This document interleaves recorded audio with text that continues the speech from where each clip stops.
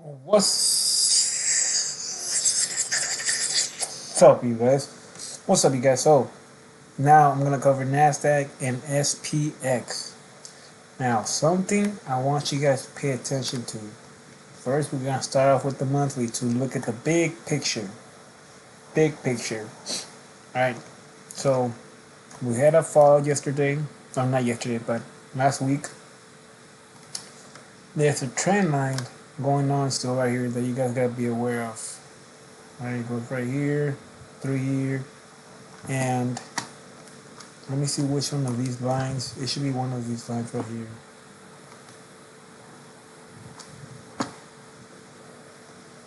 So you got this monthly one, which is your second one, your second confirmation of this is a monthly one. So this one has been active, this purple one right here, since I believe October of last month. Let me see. March of last month. All right. It's right here, with to here, and this will be so. I believe that if we continue with this fear, whatever, that is gonna continue, and then once we get to this area right here, it's gonna be the end of it, and then we're gonna continue going and up and whatever and whatnot. But then that would be something. That would be something bad. First of all, because we would be in between this area right here.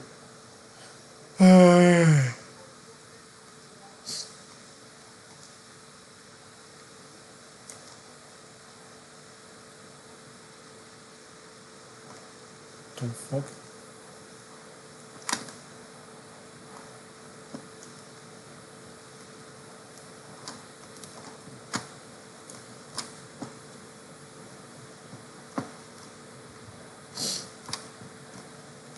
First off, because we would be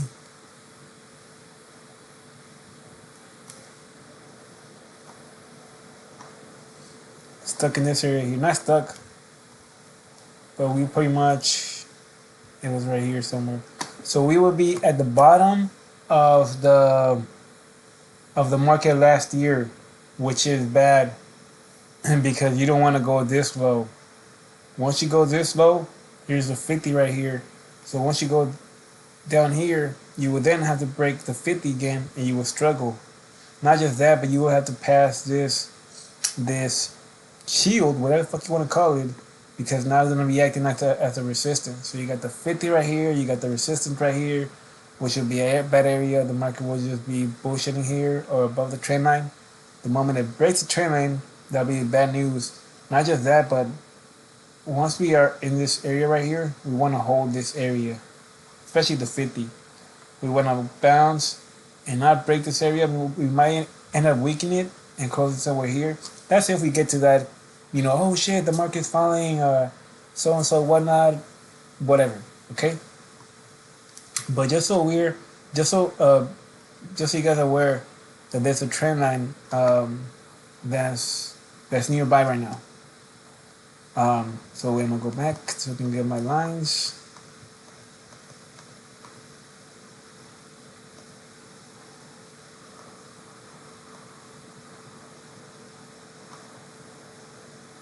There you go. So there's the trend line since March of 2019, 2023, and then we need to bounce it again. We got a current trend line that's more closer to the actual market.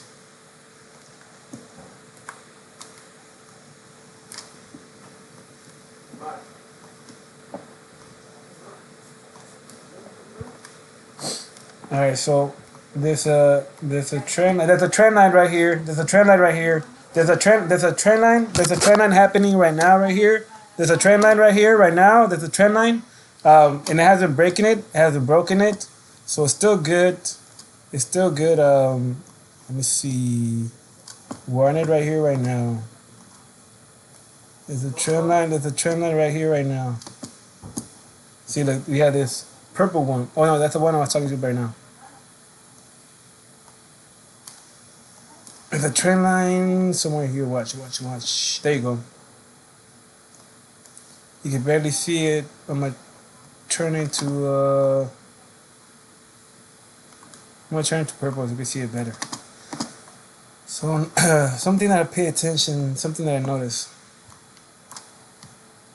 So look where we stop. Weekly wise, we stop right above the weekly. So same like SPX, how we closed on what was it?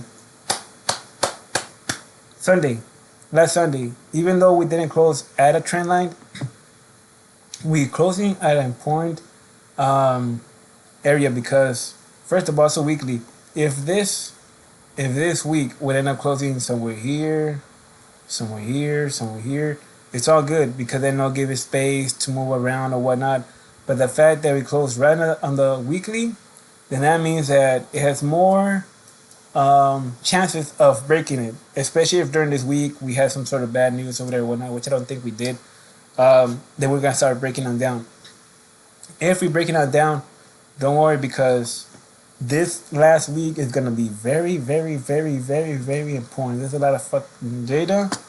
If you go to the calendar right here, first off we got Monday for earnings. We don't got really nothing important. Monday, Tuesday morning, we don't got nothing really. But once we got to Tuesday evening, we got Microsoft. Notice how these big guys, whether it be Tesla, whether it be Apple, whether it be Microsoft, whether it be Facebook, they always come up with the earnings at 2 p.m. after the market opens. Why? The way I see it is, if in the morning we have data, which normally we do, we have earnings, we'll have important data. That data, if it's good, it'll rally on up, and as it closes high, then he'll come one of the big seven. It'll be good news. It'll be good news, and then it'll end up pushing the market back up again, and we'll end up closing good. Or what happened? What happened this, what was it, Monday, or I think it was Monday, where the nasdaq was going up because from Biden getting let go or whatnot. From Biden letting go, and then we're expecting Tesla and I forgot who else to get good earnings. We had bad earnings and they came back down. So similar to that, we're gonna need something on the weekend to what should we get? We're gonna need something on the we're gonna need something to give us that good news because we don't got data on Monday. On Monday, watch Monday calendar forex. Watch Monday. We don't got shit on Monday. So since we don't got nothing on Monday for earnings or data, we need the Fed to think. So just like the Fed, we didn't have no data on last Monday either. So we're gonna need them to give us some sort of good news, whether it be Biden stepping down or finally did or somebody got chosen, blah blah blah blah, to move the market up. Otherwise, we're gonna continue with this trend. Like we're gonna break this trend, and let me see the monthly. All right, the monthly is all the way down here. So as long as we keep respecting this resistance right here, once the market opens for the next 12 hours or so, we're gonna be good. If we start dumping, we're either gonna get stuck where. But we need some sort of. If we do go down, we need bad news, whether it be something bad news. And I don't feel like it's gonna do that. I feel like it's gonna buy time and just hold above 18,817, and then go back up and buy time. Or we're gonna just like last week, either some good news or just the market being fucking the market is gonna buy time and stay above that weekly. But even if we do break that weekly from today to Monday, just remember that Tuesday we actually have data and earnings. We got Microsoft at 2 Tuesday, and then we got data on Tuesday too. Right here. 10 o'clock, but it's not at 10 o'clock. I think that should be like 8 in the morning because we're 2 hours. There's 2 hours ahead or something like that. So it should be probably 2 o'clock, 8 o'clock or 7. And that's it. So it's going to be interesting. Let me see what time it really comes out at.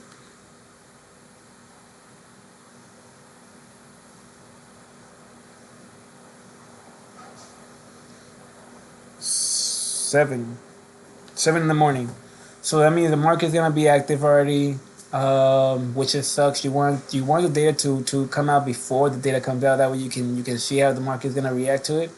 So we're gonna come out at 7:45 to 8:30 here to pay attention to.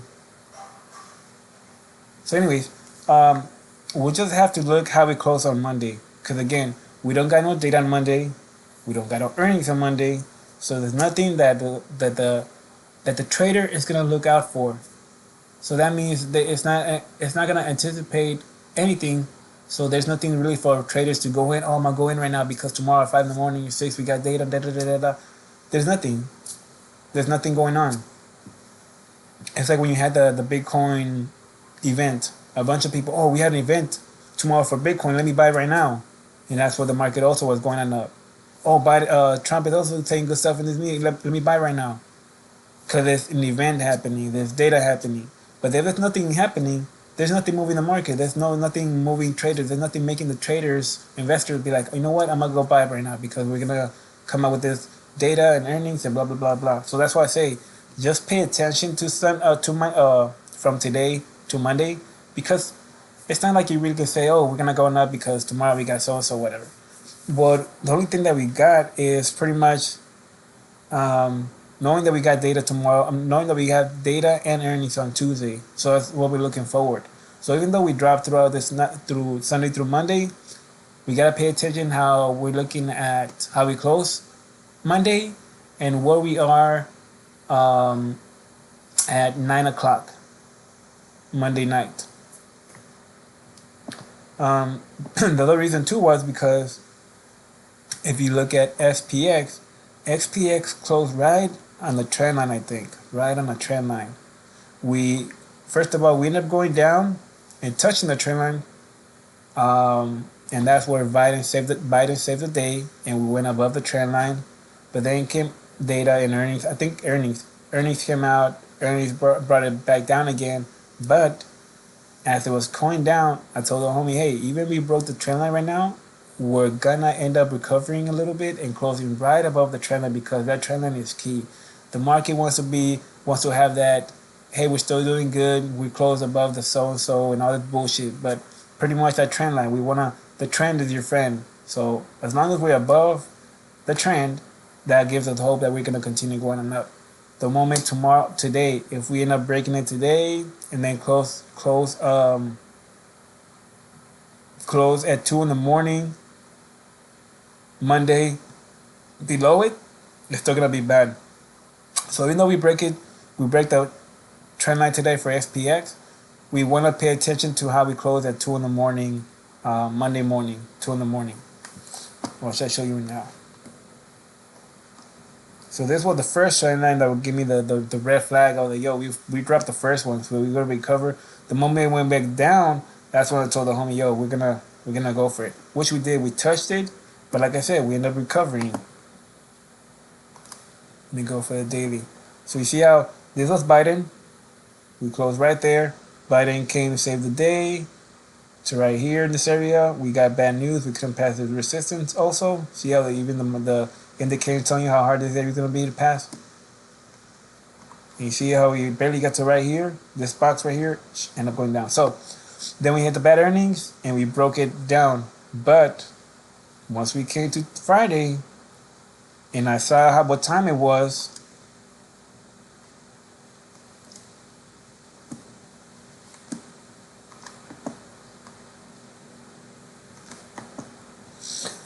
so we end up so we dropped, and then the next morning we had good news. We had good data, and I know we were right there. And as we then started going on down and saw what time it was, first of all, so you got a box too. you got a box right here. It's pretty much goes from right here to right here, really. You see right here at the hard time passing, this area right here, all this is telling you, hey, as it went up and it did the second one right here, I was like, yo, it's gonna do a box and it's gonna go for it and try to be above the blue. So anyways, you go to a 1 hour candle and you see how, so this is what we're waiting for the data. We're waiting for the data again because that trend line was your key. Even though it's not there, you can say, oh, because the price, because it's not, but in reality, it's a trend line. So we're anticipating the data. And there's what I was telling you guys. We're gonna go for if this is the time where I said, hey, if we're right here by 11:45, 12:30, we're gonna start going back up because we got the data expectation and so whatever. All right, cool, we did. And then even after the data came out good, which was at 4 or 5. I think it came out at 5:30. 5:30, the market reacted good to it. As we opened, the market reacted bad to it, but I was like, nah. If it was bad at 5:30, we would start dropping already, and we wouldn't held this. We would just continue and got stuck down here, below the shield area, having a hard time passing it. The fact that we were just maintaining that area and weren't breaking it, especially this box right here. That's what I told you, these boxes are important. The fact that I go inside this box right here just kept above this, and especially again 7:45 to 8:30. Once you get a 7, 15-minute candle, 7:45, 8, 8:15, 8:30. Shoom! Why? Because it only has an hour and a half or so for the forward candle close, so it has to go for the real move. And then it goes for the real move, and after it goes down. And it broke it plenty of times right here. Look at that. Look how heavy it was, and look how much traders came in and bought all this shit. All those whole time. This time. So all this was telling me, okay, look, man, bro, we're gonna either end up closing on the trend line or somewhere above it. Bam. That's what we did. That way, Monday we come, the market opens, we create either resistance right here, create resistance right here, and if anything worse, create resistance right here throughout the night. As the market comes up, it tries one more time. And then bullshit because there's no data, there's no earnings really, so it's gonna bullshit in this area right here, and it's going to want to close the day again above this area right here or close to this trend line. All right, that's what I got. We gotta pay attention to how the market opens at. I think it opens at 3 p.m. So besides that, there's nothing for SPX or NASDAQ. Brian Seacrest, I'm out.